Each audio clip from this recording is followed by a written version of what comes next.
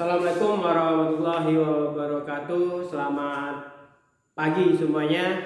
Apa kabar siswa-siswi SMA Negeri 2 Kampar Timur? Seperti yang selalu saya ingatkan, mohon kita bersabar dulu untuk berdiam diri di rumah dulu, melaksanakan kegiatan-kegiatan dari rumah, termasuk kegiatan belajar seperti hari ini. Kita doakan mudah-mudahan wabah ini cepat berlalu, keadaan ini cepat berlalu dan kita selalu diberikan kesehatan. Selalu jaga kebersihan, tetap semangat, jaga kesehatan, hindari kegiatan-kegiatan di luar rumah dulu. Kalau tidak terlalu penting ya lebih baik kita di rumah, bisa kita isi kegiatan dengan belajar, tentunya juga membantu kegiatan-kegiatan di rumah, membantu orang tua di rumah juga bisa. Yang diwaspadai adalah kontak langsung dengan orang-orang lain. Kalau bisa kita di rumah itu saja, berisolasi mandiri ya, istilahnya isolasi mandiri, tapi harus tetap jaga kebersihan. Jangan lupa cuci tangan, kemudian mengganti baju.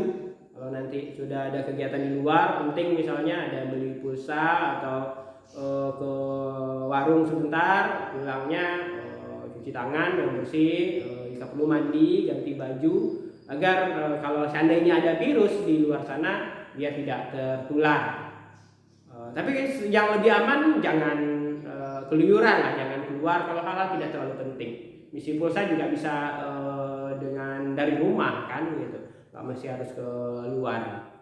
Baik. Seperti modul yang kemarin saya kirim, saya yakin semuanya sudah menerima file modulnya. Di sana sudah jelas.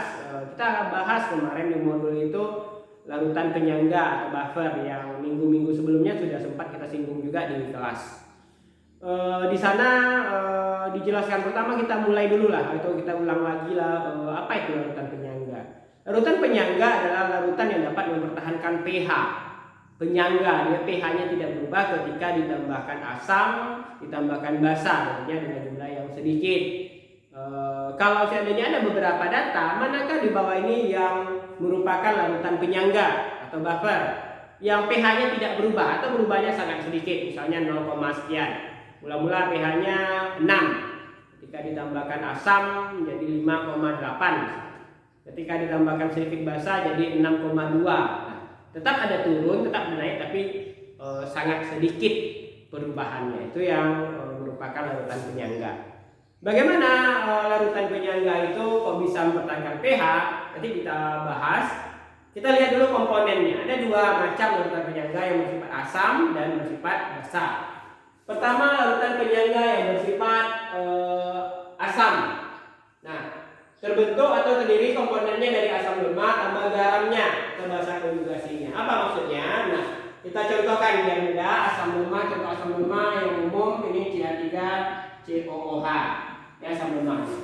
Kalau garamnya, arti garam yang masih memiliki kandungan asam lemak ini, atau ada basa konjugasi dari asam lemak ini yang hapusnya sudah dihilangkan, atau karena ini garam berarti digantikan dengan sisa dari basa.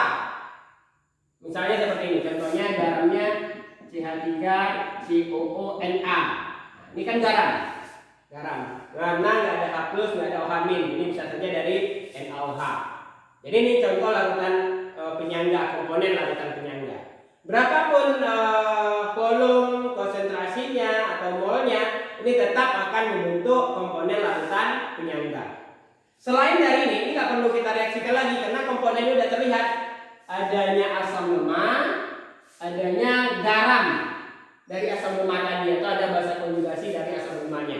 Ini sudah pasti komponennya larutan penyangga. Tapi bagaimana dengan yang kedua? Bisa juga dari asam lemak tambah basa kuat.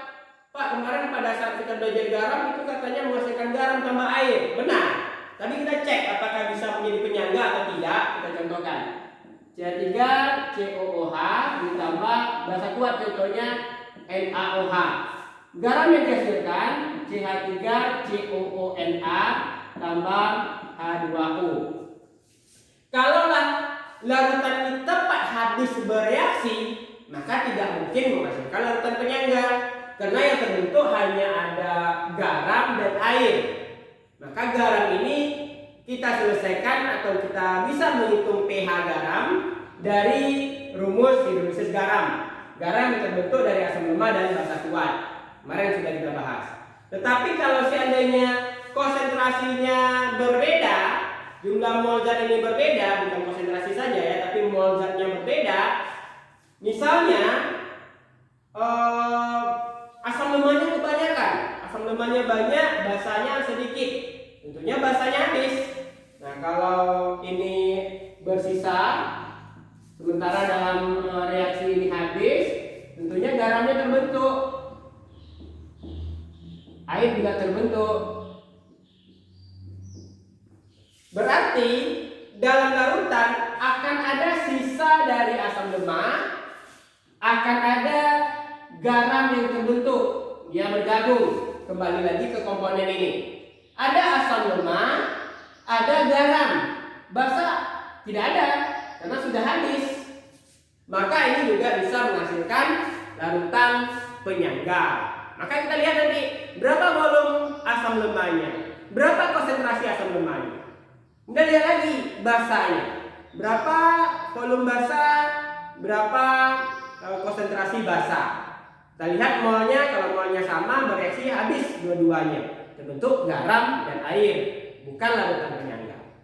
Tetapi kalau basa atau asam lemahnya bersisa kebanyakan, misal 100 kali 0,2, kemudian basa kuatnya 50 kali 0,2, berarti habis sedikit. Yang bersisa dalam larutan adalah asam lemah dan garam yang terbentuk, akan menghasilkan komponen larutan penyangga. Kemudian kalau penyangga bersifat basa, kita bisa lihat juga contohnya sama. Contoh basa lemah kita bisa lihat NH3 misalnya, kemudian garam dari NH3 ini misalnya NH4Cl, ini menghasilkan penyangga. Kalau kita lihat reaksi NH3 atau bisa juga NH4OH ditambah HCl, dan terbentuk NH4Cl tambah H2O. Nah, ini juga sama. Kalau seandainya nampak ini OH ini bersisa atau banyak dia jumlahnya, ini habis, kemudian garam terbentuk, ini juga air ya terbentuk. Nah, ini juga menghasilkan larutan penyangga yang bersifat basa. Bagaimana cara menentukan pH-nya? Karena ini larutannya ada asam lemah, ada basa kuat, ada garam, maka yang dilihat dalam perhitungan pH adalah yang setelah bereaksi. Setelah dicampur dia bereaksi, itu yang dilihat dalam perhitungannya. Nah, bisa kita lihat contohnya, kalau kita lihat rumusnya saja, berarti ini konsentrasinya asam lemah, ini ada garam. Berarti penyangganya lebih cenderung bersifat asam. Berarti asam memiliki nilai H+. Konsentrasi H+ bisa ditentukan dari Ka kali mol dari asam lemah. Asam lemah, ya tentunya yang di sini berapa mol asam lemahnya, berapa mol dari garam.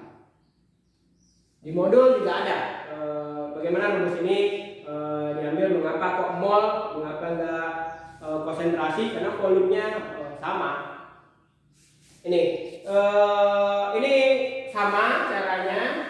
Konsentrasi H+ juga bisa dilihat dari Ka kali mol asam per mol garam. Ingat, asam yang di sini yang dipakai adalah asam yang sisanya, bukan yang mula-mula. Setelah bereaksi, basanya habis, bersisa asam lemahnya, terbentuk garam, itu yang dipakai. Jangan yang diketahui mula-mula, karena sebagian dari asam lemah ini akan bereaksi dengan basa kuat menghasilkan garam. Nah, yang dihitung pada perhitungan pH-nya adalah mol asam lemah yang bersisa. Sama halnya seperti basa, bedanya basa berarti OH-nya yang dicari. OH berarti Kb kali mol dari basa